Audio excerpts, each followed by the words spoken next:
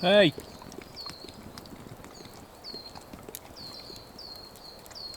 What did you do?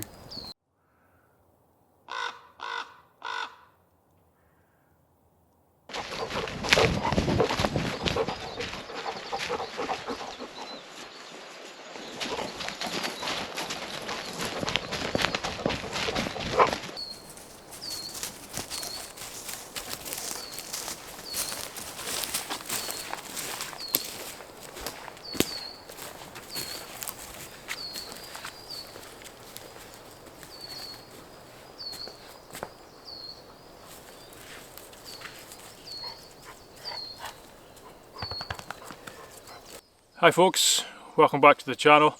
Thanks for clicking on the video as always. We're back out in my local forest near to Loch Ness for this trip. We are out for just the one night this time, and we're going to do a hammock camp. And I received some new hammock gear just yesterday actually from Ticket to the Moon. So we're basically out for an overnighter to try out that gear. So yeah, I'm not going to hang around. I did the one thing you should never do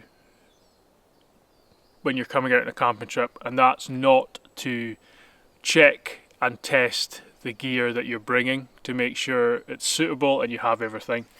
But of course I did that on purpose for this video. So this new hammock gear that I got, you're basically kind of opening it and working it out with me. I had a quick look, obviously, like I know what I have, but in terms of suspension systems and how it actually all goes together, I'm not actually sure. So yeah, if you're interested in sticking around to see this new hammock gear, then please do, and I hope you enjoy the video. And if you're trying to read what it says on my hat, I got sent this week as well, with a few other things, and it's a very important message to remember.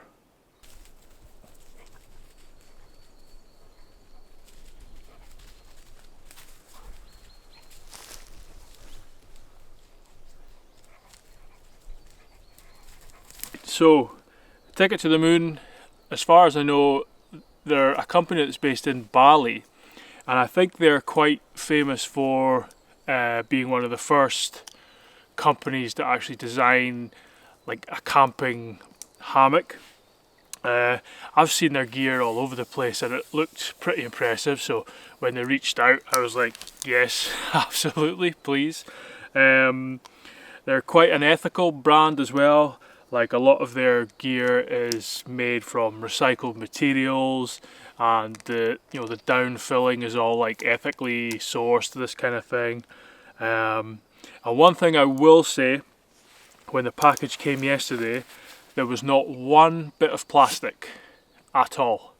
Not even the kind of sort of larger kind of outer wrapping. You know, no plastic whatsoever. There was like a sort of recycled material, kind of like mesh sack that it was in, you know, instead of plastic wrapping. So that was absolutely fantastic. And yeah, that's pretty much it.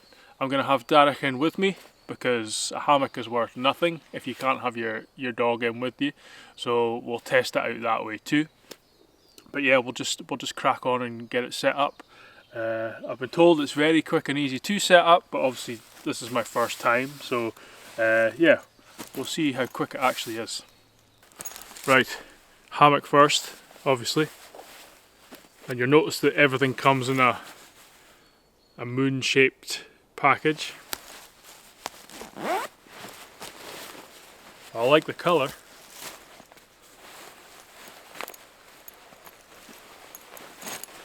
There's a lot of hammock in here. Okay, so it's fairly simple. It's got a built-in mesh bug net, that's the light material. It's got small carabiners at each end, and again, if I remember right, the hammock itself doesn't actually come with a suspension system. Like, you have to buy either the basic, the lightweight one, and I think there's a couple others. So if you're thinking of buying it, remember that it doesn't come with its own suspension system. which actually to me, for the price, is actually a little disappointing. What I'm actually going to do is put the suspension system on, because I don't actually have anything to hang this off yet.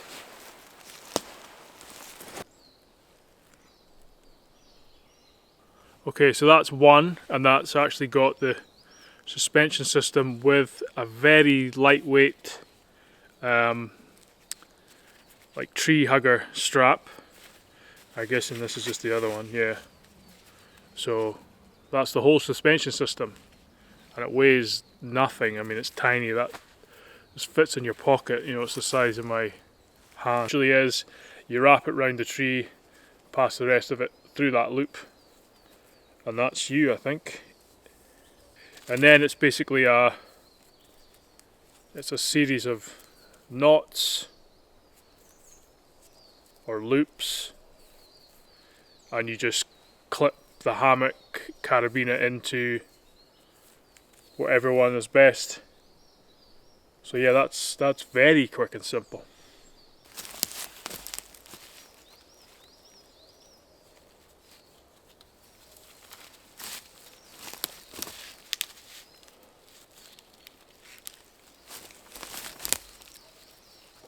That's it.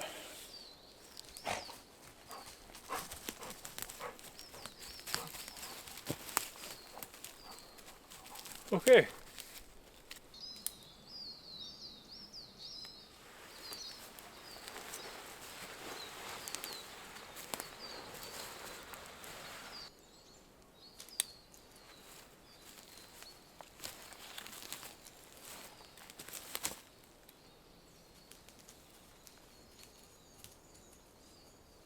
That's it. This is all part of figuring it out. I thought it was literally just that this is the adjustable bit that you sort of clip it into whatever loop you need.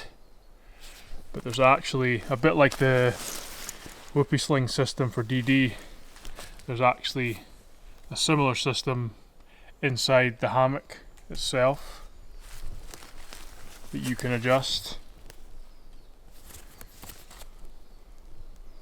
So it's basically telling you which way to pull it there, to shorten, to extend, and it's basically a prusik or prusik knot. So I don't actually have to have these as tight as I do, if that makes sense. So I made them as tight as possible, thinking that was my only option to extend it. So I think I'll loosen these off and then adjust it inside to get a slightly better angle. One thing I noticed is quite nice as well, you can actually zip out this bug net, and it's got a little like pouch for you to stow it away, and that's, you can also put in like your phone and all these kind of things in here too. But you can, yeah, you can stash the bug net away if you don't need it. I might just leave it on for now, just to see what it's like with it on, you know, in terms of space-wise inside. Yeah, so there's some instructions inside. That's what we're aiming for. But of course, it is just a square tarp still, so you can still do, you know, your classic setups too. But I quite like to set it up in this diamond and see how it looks. Again, I like the colour. Oh, wow, that is very lightweight material. Okay, so the attachment points are stuffed away in little pockets in the tarp itself, which is quite nice, keeps it nice and tidy. And it looks like there's, you know,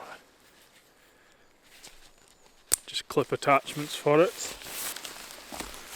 So it's basically a carabiner system, and I'm guessing you just clip it onto itself round the tree, and then you've got a tensioner here.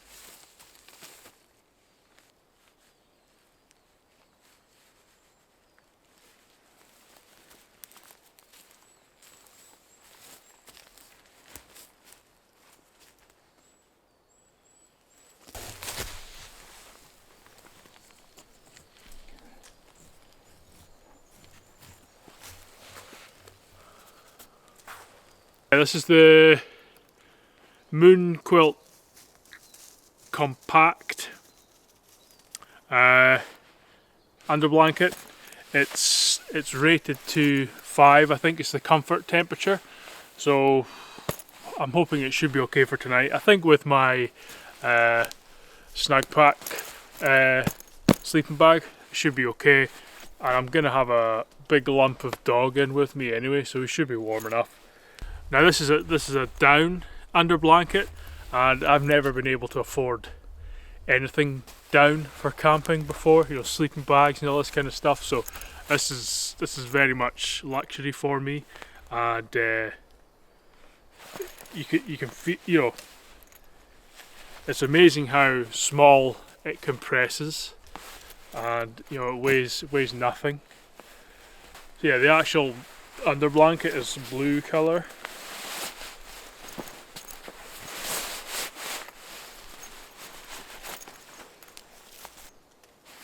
There's a carabiner on each end and like a tensioner, so I think you just wrap it round, clip it on, and away you go.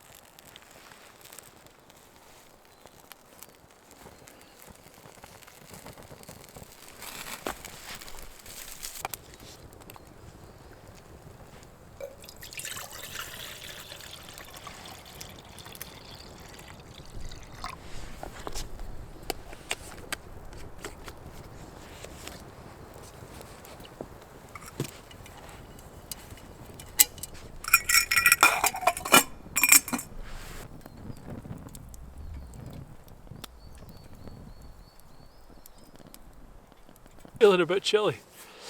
I don't normally feel the cold, but I've basically been walking around in shorts and t-shirt for the last week. It's been that warm. So yeah, feeling it a little bit today. There's quite a chill in the wind too when it blows through now and again.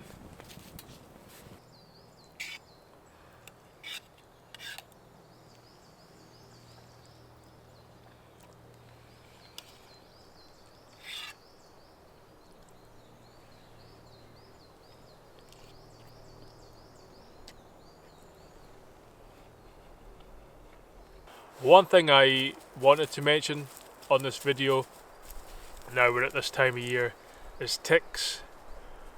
And ticks are normally active between March and October, but now with climate change it's pretty much all year round. I don't think there was a month last year where I didn't pull a tick off the dog. And if you don't actually know what a tick is, it's basically a very small insect closely related to spiders, and they basically feed on blood, so they'll bite us and feed on us if they can. Dogs, you know, all sorts of animals. Very common on sheep and deer because they are out in these environments all the time.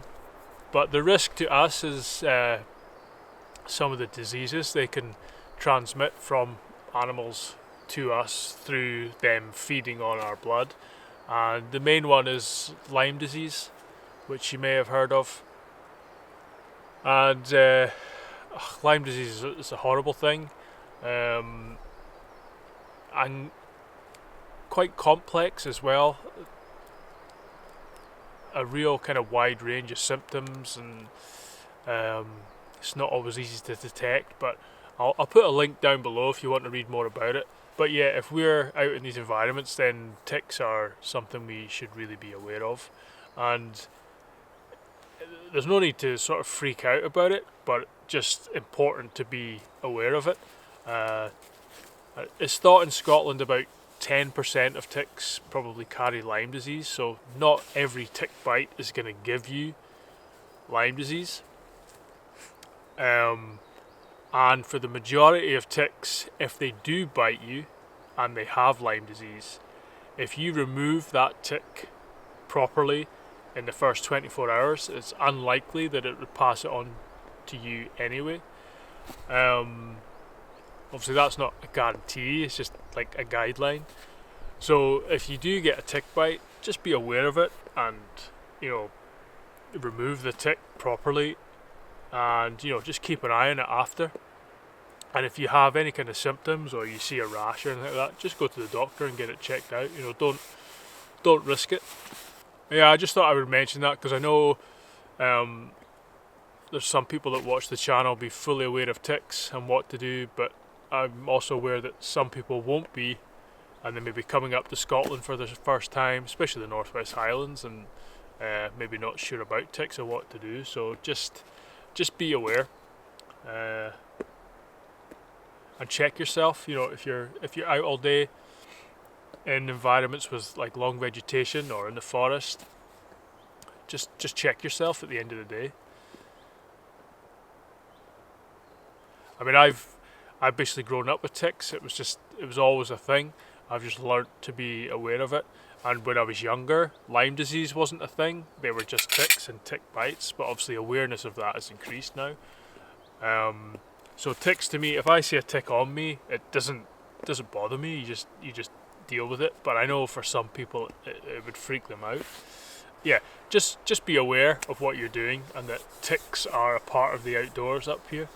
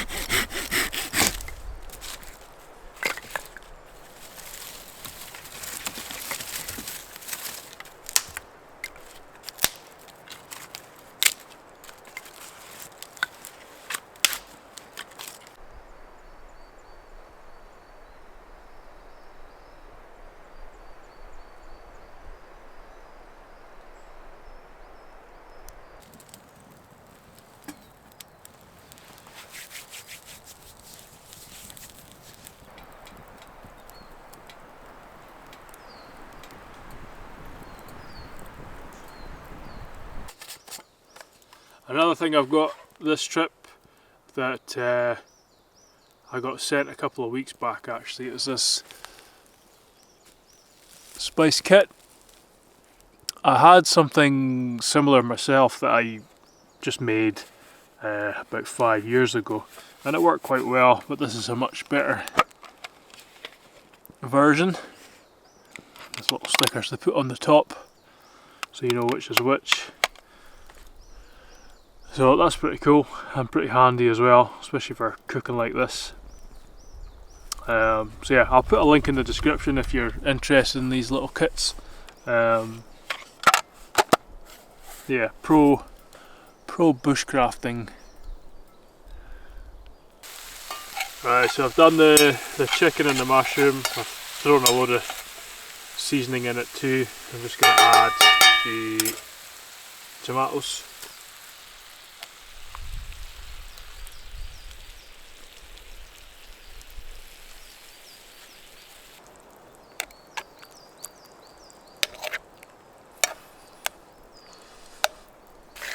Right, that's almost looking good enough to eat.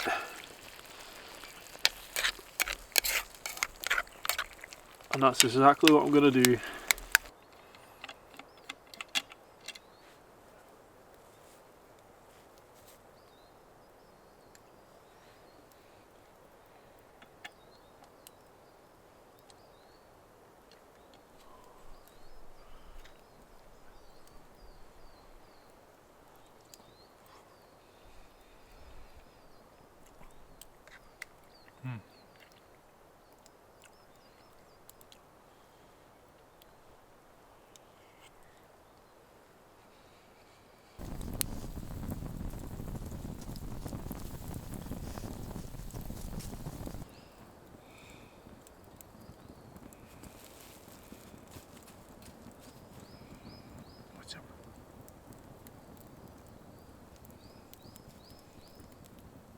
Not a lot to report, to be honest. Dinner was pretty good.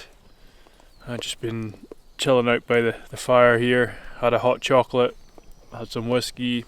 It's now 9:15 and it's actually really still now. The wind's dropped off. The only thing I've got left to do is I brought some popcorn, so I might make that in a little bit.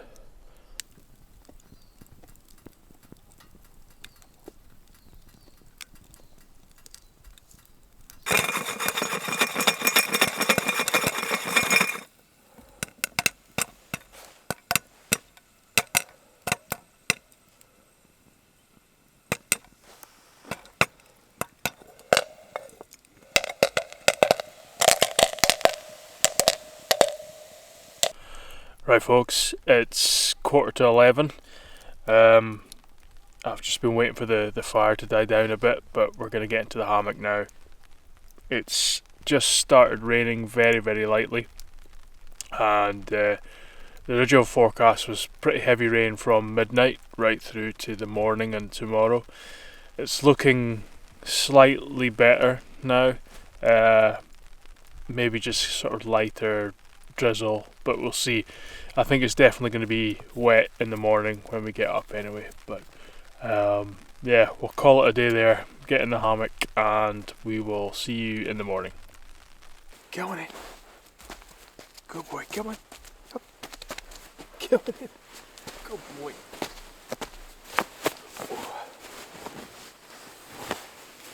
There we go. Good boy. There we go. Good boy. Right.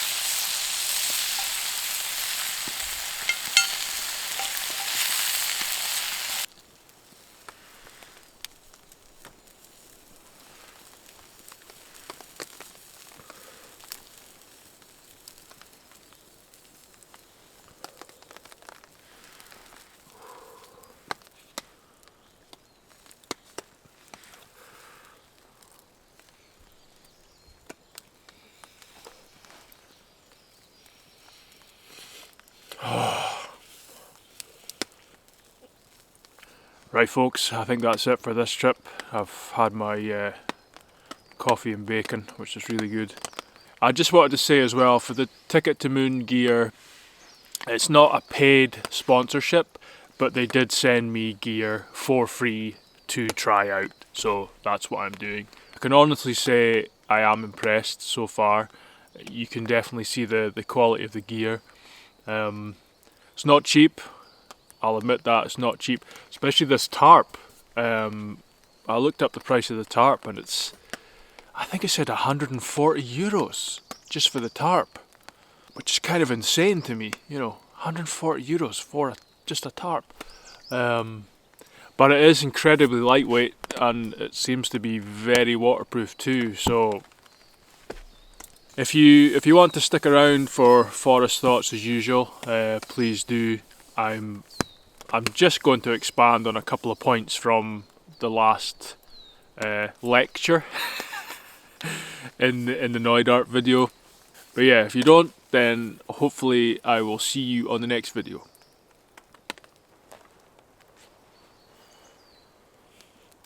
Come on.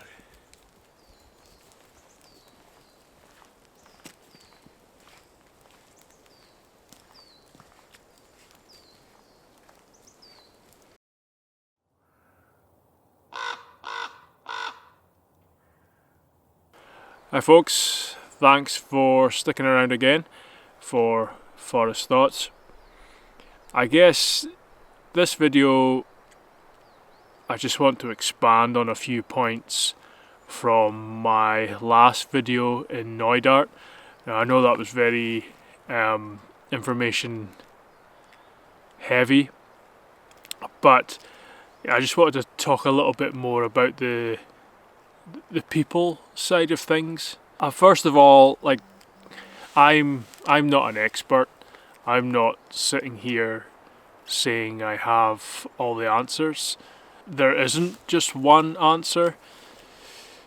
I think that's what makes the subject so complex.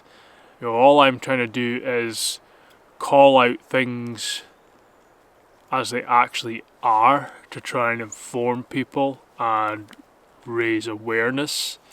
And the only thing I do know for certain is that things can't stay the way they are. We, and I mean everyone, has to take steps to ensure that the land works better for nature but also for people. Like, we need to get more out of the land on all fronts. And like I say, that's not straightforward. That's part of the reason we're in the situation we're in. And I suppose my expertise, if I do have any, is, you know, I'm a forester. That's my profession. But even if you asked 50 foresters a question about planting trees, you get 50 different answers. So when it comes to a subject this complicated, with so many land uses and so many opinions and so many ways to do things, you know, that's why it's not easy, and I'm not sitting here dictating what should happen. And that kind of leads me on to the term rewilding and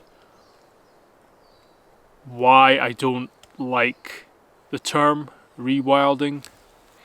Now there's a common misconception in the UK that the Highlands is just a vast wilderness that shouldn't have any people in it.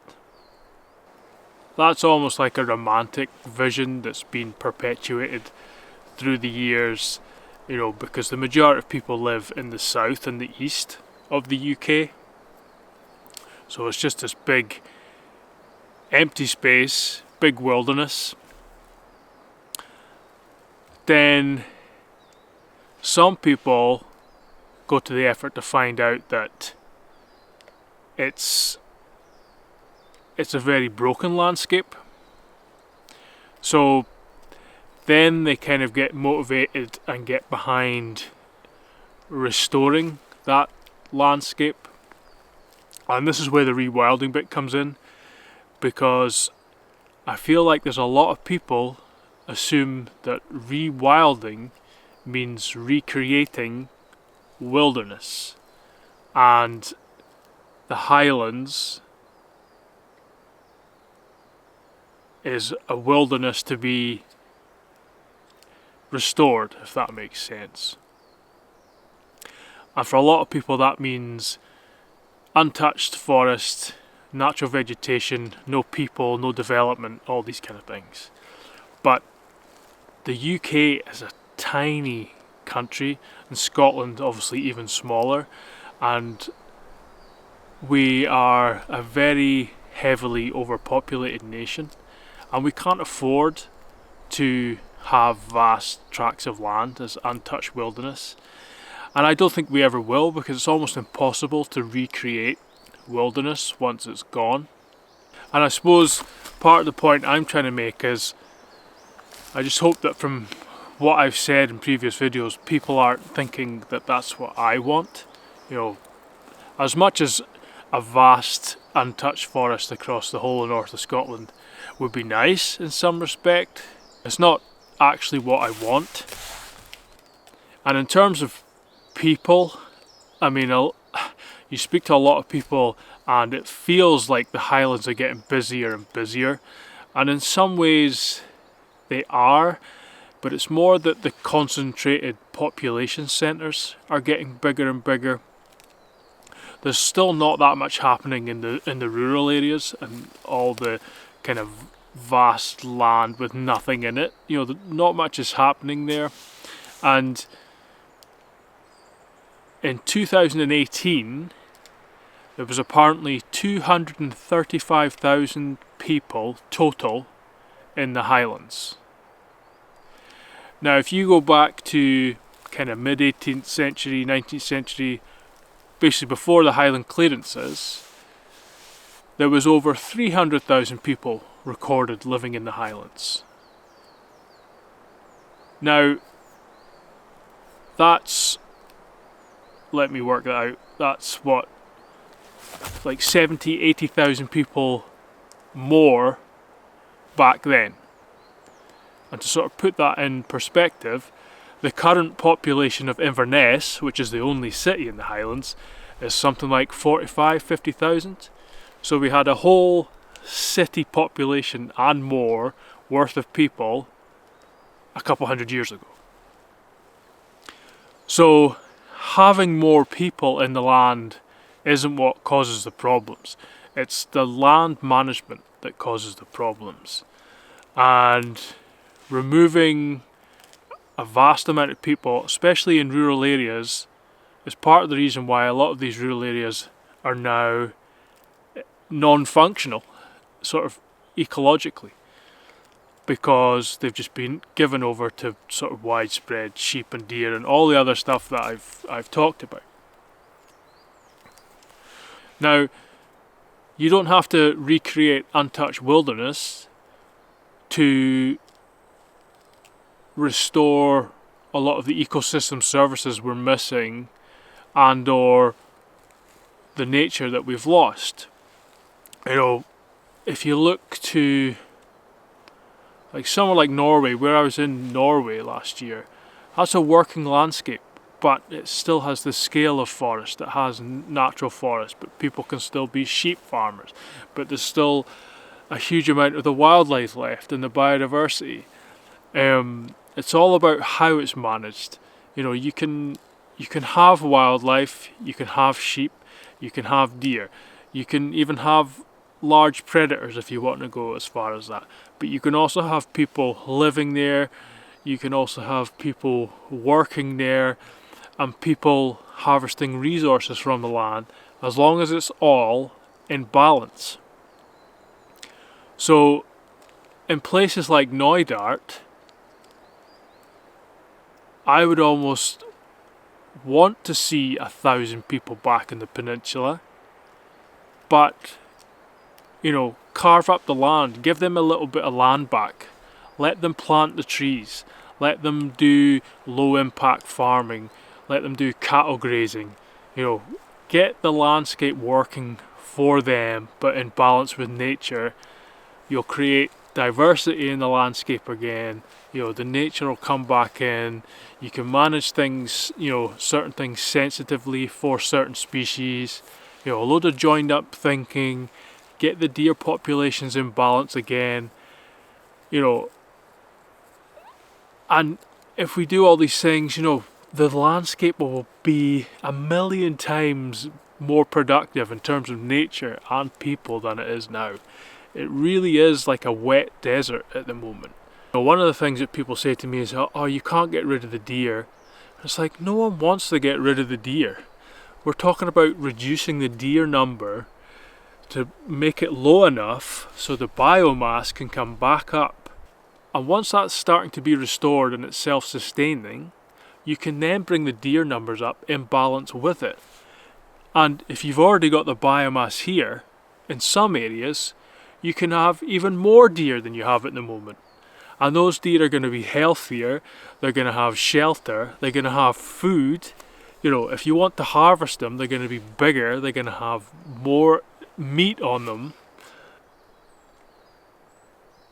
So for me, that's rewilding. Is actually just, you know, nature restoration, ecosystem restoration.